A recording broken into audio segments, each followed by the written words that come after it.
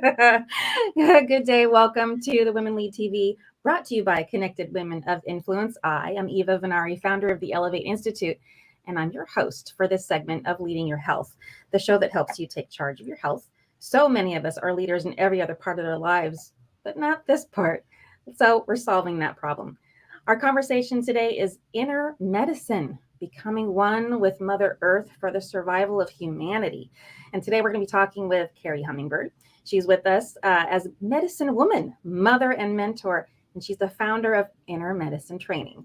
It's a mystery school, so she inspires people to lead their lives wide awake with an authenticity, passion, and purpose that positively impacts others. Wow, that's a mouthful. It's amazing. Hi, Carrie. How are you? I am doing well. How are you doing today? I'm doing all right. It's all good. Hanging in there, and a little better than that. Well, that's good. That's a positive. That's on the plus side. Yeah. I have to say, this question that we're trying to answer, the big bold statement for the survival of humanity.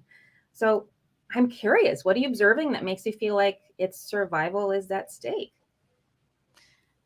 Well, I think that the important thing to realize is that we're making a lot of short-term decisions on the planet right now that impact the environment and the food chain. And we can see this in the oceans. We can see it, um, the pollution in the oceans, species dying off. There's a lot of evidence that shows that we are in the beginning of an extinction event. And when the um, when the food chain sort of ripples from the bottom, it starts to go up, right? And then it's going to stop at us. And so we actually need to start looking at this now to circumvent that. And there are many people on the planet looking at this that are scientists that are looking at how can we reverse the damage in the oceans, for example, figuring out how we can change things. And so what we need to do, each one of us, is to tap into our deep interconnection with our bodies, which are connected with Mother Earth, and realize how to return to Earth, how to listen, and how to make better choices. For example, one choice that we could make is to stop eating so much pig, right? I mean, pig feces is extremely toxic, extremely damaging to the ozone. That's just one example. And so even just changing that, like what can you put in your diet instead of pig, where when you recycle something, a lot of people think, oh, I'm recycling, I'm putting everything in recycling. It's like, are you really? Or is that just going to the dump? Right. And Yep. it's because we're so busy that we're not taking the time to drop in and actually ask the question, what is my impact? Eva, I remember years ago, and you probably had the same experience as I did, of learning how to hike in the woods. And it was pack in, pack out. So Yes. whatever, right? So whatever impact you make is zero. We are not doing that right Yeah. now. Yeah. Take only pictures. Yeah, take pictures, don't leave anything. If you poop, bury it, things like that. Like be mindful of the environment. And we're not being mindful of that right now. We're so busy racing, racing, racing, racing, racing in our lives that to the idea of even stopping to drop in to ask what impact am I having on the planet, that's not even a factor. That's not even a factor in most people's minds. And Yeah. that is why we're going to be heading for extinction, is because we're not being mindful of our impact on the planet and on the food chain on the planet. Like, and this, like every new development that comes in, the housing development, everyone's like, oh yeah, I'm going to make a bunch of money. They're not thinking about, oh, I just raised an entire forest with all of its ecosystem to put houses for humans. Where is Yeah. that wildlife going to go? We're not thinking about that. Yeah. It can be a little bit overwhelming, and then at the same time, if you do start to put effort into the thinking about it, it feels insurmountable.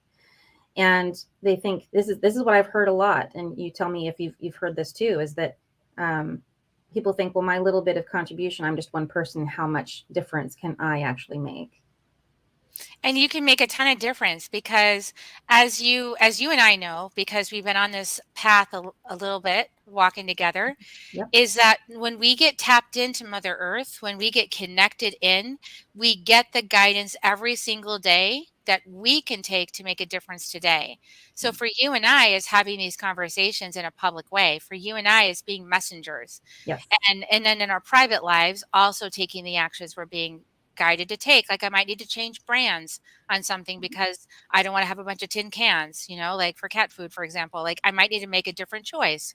Yeah. I might, instead of buying you know, liquid detergent in a jug, I might need to buy those little sheets and put them in there for the detergent. It works just as great. So, it's like things like that. But when we get plugged back into the planet, we also realize that we are being, our power is being stripped away from us by the systems that are in place. Convenience. Right? They're disguised as convenience. It's disguised as convenience. Yeah. Well, I want to kind of connect some dots here because we mentioned in your intro that you've got a mystery school. So for some who are listening, they may not know what mystery school is. So first share what that is. And then why, I'm curious, why from the Andes and Himalayas in particular? Why that school? Absolutely. Thank you for that. So a mystery school is the acknowledgement of you don't know anything right now, or you don't know what you think you know. Mm-hmm. And so when you're in a mystery school, you acknowledge that. And then the goal is to open to life, and whatever word you want to use for that, God, source, mother, creatrix, I don't care, life, to show you something new today, to teach you something new today, to reveal to you. And so when we're in a mystery school, no matter what, tradition it is in, it's there for you to reveal, to receive wisdom from life through life experiences, through synchronistic connections, through embodied experiences. And once you know something deep in your bones, you don't just think it, you know it. Yeah. It's always part of you. So that's a mystery school. It doesn't matter what tradition. And in my tradition, it's based in the Andes Mountains because that's where I was guided by life, guided me to the Andes Mountains. And from what I understand is in 2012, the spiritual Mecca epicenter of the world shifted from the Himalayas to the Andes. And so now that's why so many people want to go to Peru. So you don't have to even like go research that and find some evidence of that. The evidence is look how many people are going to Peru. The migration. Yeah. It's like a They're just spiritual. called. Yeah. That's the evidence. Like if you need evidence, that's everyone's being called to Peru. So and if I look at my astrocartography, and for people that are curious about that, that's just it's another placement of your time and date of birth and location of birth. And it is astrocartography. You can look it up and you can get your own map. My line of purpose goes right through the Andes. So of course I was guided because I'm supposed to teach this. This is my life's work. And I'm supposed to open this up for everybody. And the thing I love, love, love about the Andes and the Q'ero people, especially the Q''ERO people, the little rainbow shamans with the rainbow ponchos. Yes. Yeah. These people are so filled with Munai, which is love, and they really understand Aini, which is reciprocity, and they live by Munai and Aini every day. And they acknowledge that every single person is a creator of their own dream of life. They are every single person. You were saying before, people say, what difference do I make? They know that all of us are dreaming into being the planet. They know that every single one of us is dreaming reality into being, whether we're conscious of it or not. And so they want you to be conscious about it. They want you to consciously dream healthy oceans, vibrant jungles, living in harmony with the earth. They want you to wake up to the point where you can consciously know that you are dreaming, that you're a steward of earth when you wake up to this. And that's why they invite everybody. They say everybody's welcome, doesn't matter what religion you are or what belief system you have. You can learn right thinking, right love, and right action. Those are their core teachings. They keep it very simple because they know we get confused. so well, it's a big subject, and it becomes deeper. The more that we put into it, the more we can learn from it, and you're never done with the expansion. People think that an awakening or a new awareness is something that happens once. Oh, I've awakened and I'm brand new and shiny as a new penny. But guess what? There's more. But wait. Wait. But wait, there's more. So there's more. There's this connection, because I've been to Peru too. I've been to the Sacred Valley, and there is a very unique energy about connecting with and being in harmony with Mother Earth. And so, like, when we talk about that and the benefits of it, and how can we bring the ancient ways back to today's lifestyle, like, what do the indigenous people know that Western people could benefit from? They just have no clue about. Well, one thing is gratitude. People have an idea in the West of what wealth is, and they think it means acquisition of external materials and external resources like money. Now, money is very helpful, but if it's only about the money, it's a very hollow feeling inside. Yeah. It's very empty, and it causes a great deal of hunger, a hunger that's insatiable, a hunger that won't leave you alone. It's like the hungry ghost haunts you around every turn, and you have to keep striving for the next goal and the next achievement and the next, just to stay feeling like you're okay. And this is when you're being haunted by the hungry ghost of Western civilization. And when I went to the Andes Mountains, and I was taking a voyage with one of my teachers, and I walked through this little town, and my teacher asked one of the town's ladies, "Can we see your house?" And she said, "Yes." And we walked there, literally walked in. It was a mud hut built with mud and stone. Walked in. It was a one room, maybe 15 by 20, that her whole family shared. Wow. There was a bed on one side. There was a kitchen on the other. There was a dining table in the middle, and then the little guinea pigs were under the table, and she fed them. They all came and ate, and that's their dinner at some point, is the guinea pigs, but they're also pets, so it's in harmony with the earth. They're in harmony with all of earth. And as I looked in this woman's eyes and I felt her spirit, I felt her tremendous gratitude and just honor that she was given so much bounty, so much in her life. And here she was, filled up with wealth.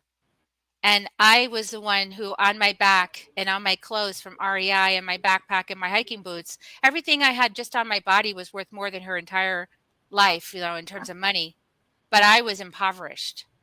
I was the one that was in poverty, and I had this recognition in that moment. Wow, I'm living in an upside down world. I want to get right side up. I'm going to follow what these people are doing. They got something here. You had an awakening. I did. Yeah. Right there in front of the hut. Yeah. Wow. No, I love those moments. It's just the mirror, mirrors back to us. This is what you need to be paying attention to. I love that. And Western, we get so entitled, like I realized how much entitlement I had, and that entitlement that I deserve to have more, or I deserve this, or I deserve that, or how come I don't have this yet? All that was that hunger, right? That was eating me up inside. It was stealing my joy. So gratitude. Yeah. But it does a lot for healing too. So, I mean, you talk a lot about inner medicine. Say more about that. Say, what is the inner medicine? What does it mean to you? How have you defined it for yourself?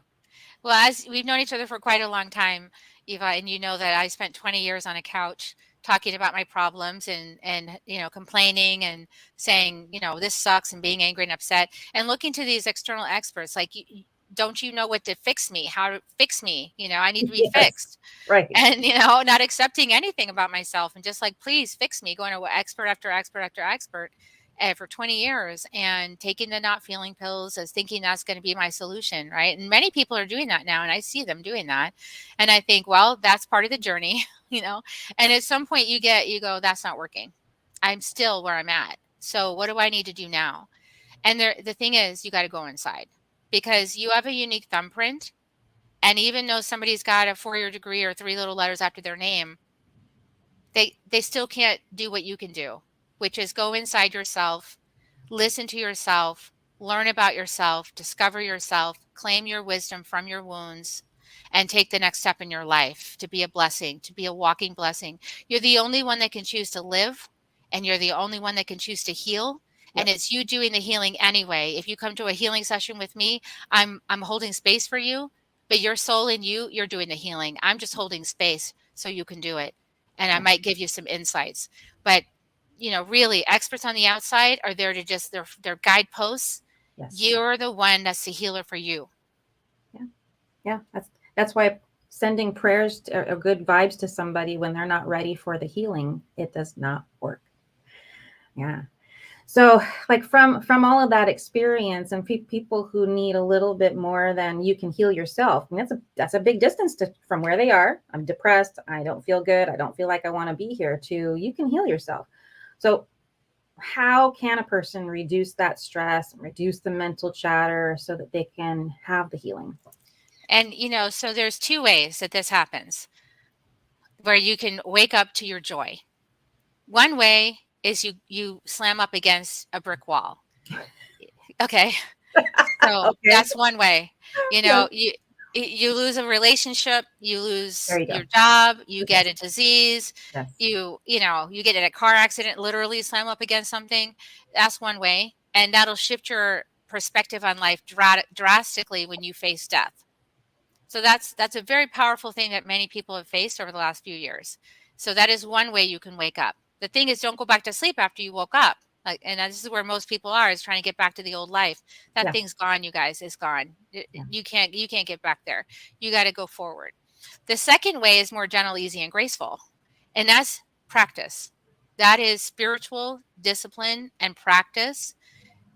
Deciding up front that you're going to arrive at a place where you love yourself and accept yourself fully and you're grateful for your life, and setting the intention, that's where I want to be, that's a state of being I desire.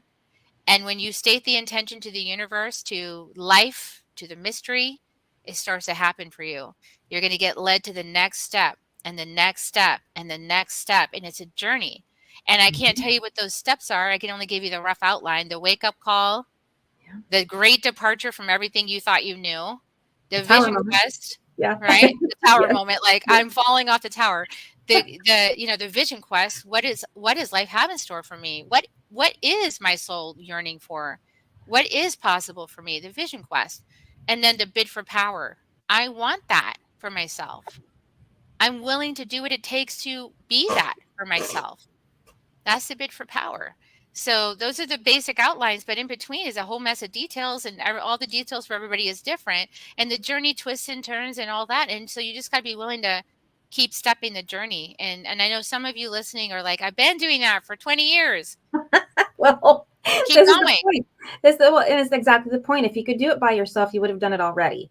And you'd be in this position of self mastery to some degree, or you'd be ascended. Like the problems end when we die, guys. But in the meantime, it's like you may want to talk to Carrie. So, Carrie, how can folks get a hold of you? If they like what you've had to say, what's the best way for them to reach out? Absolutely. Well, you can go to my website, www.kerrihummingbird.com. That's KERRI, hummingbird.com. And up there, you'll find all my books. My latest book is Inner Medicine, Becoming One with Mother Earth for the Survival of Humanity. You can also find that on Amazon. And I'm almost got an Audible ready. It's going to be ready in the next week or so. So you might, if you like Exciting. to listen and read, you can get both, and that's coming out pretty soon. So check that out. And then I do inner medicine training. So inner medicine training is a mystery school, just like like you were saying, and you enter the mystery. So when you say yes to it and you enter a container like this, the work happens for you, through you, as you. You don't need to figure it out. It is right in your face. So it just shows up. And It all you does. have to do is say yes. And then I have a container that's like every single week. So the curriculum I lead people through places your focus in different areas. And when you focus with intention, you're going to change that or transform it for the highest good. Every week after week, your life is changing right before your eyes. And you don't have to like figure out how to do that. I've already guiding you through the path. So that's how it works. And beyond that, I can't really say more because everybody's different. But we hold space for it in community. And like you said, because we're mirrors for each other, even and I known each other for a while, we're Yeah. very close mirrors for each other because we're both on the mystery school path. We've both been doing our own work. We've both been healing our body stuff in our inner medicine, our inner knowing. And so like we're mirroring each other. Same in these groups, and in every group that's in mystery school, you have mirrors for each other, so you all can learn from each other. That's the benefit of it. It's so beautiful. You don't have to hide in the corner anymore going, I'm the only one that has this problem. No, you're not. No. Actually, not true at all. You're Nope. part of a collective. We're all Yeah. in it together. So you learn that, you realize that, and it makes it better to do it together. Yeah.